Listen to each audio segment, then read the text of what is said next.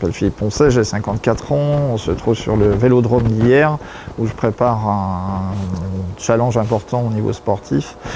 Tout ça suite à mon diagnostic BPCO qui date depuis 2008 et dont je souffre d'une insuffisance respiratoire sévère depuis très longtemps. Mais bon, voilà, je suis placé sous oxygénothérapie au moins une grande partie de la journée et pour la nuit totalement.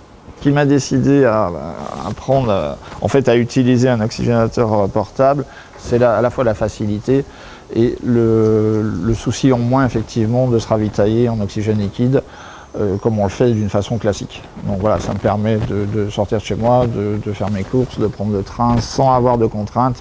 Idem pour prendre l'avion, puisqu'on était assez gêné encore il y a peu de temps avec les obus portables d'oxygène liquide. On peut effectivement partir n'importe où.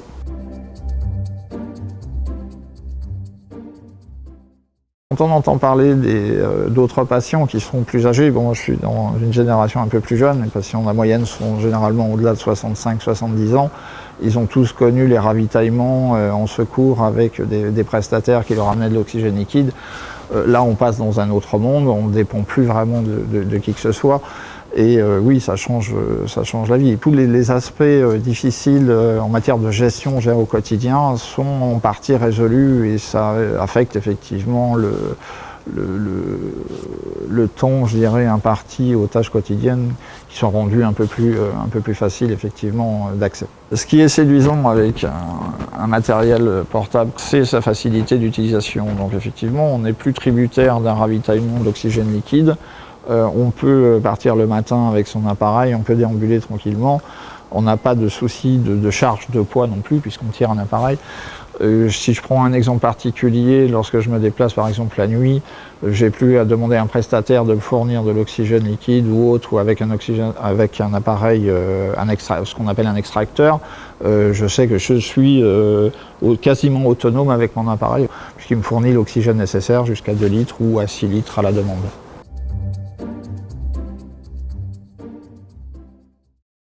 Vivre d'une façon autonome, ça serait effectivement l'objectif final. Tant est qu'il nous faut à un moment une prise de toute façon parce qu'on est tributaire des batteries. Et les équipements vont devoir effectivement évoluer dans ce sens-là, puisqu'il faudra qu'ils partent travailler avec, ils feront toutes leurs activités sportives, pourquoi pas.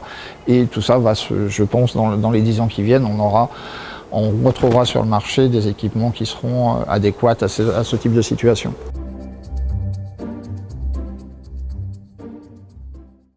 On a créé une association qui s'appelle O2 et compagnie, qui a pour but de créer des événements sportifs pour les personnes à pathologie respiratoire sévère.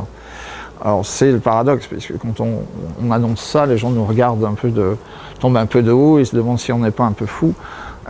Toujours est-il qu'on a déjà fait une opération en automne 2013, donc l'année dernière, avec l'ascension d'un col, donc dans les Bouches-du-Rhône, ce qui était déjà quelque chose d'énorme, c'était vraiment une première. Mais là, on passe sur un autre sujet, on va tenter d'établir un record du monde sur piste sous oxygène, sous assistance respiratoire. Et pour corser un peu la chose, c'était un peu trop simple, on va tenter de battre un record, même s'il est ancien, d'un ancien champion.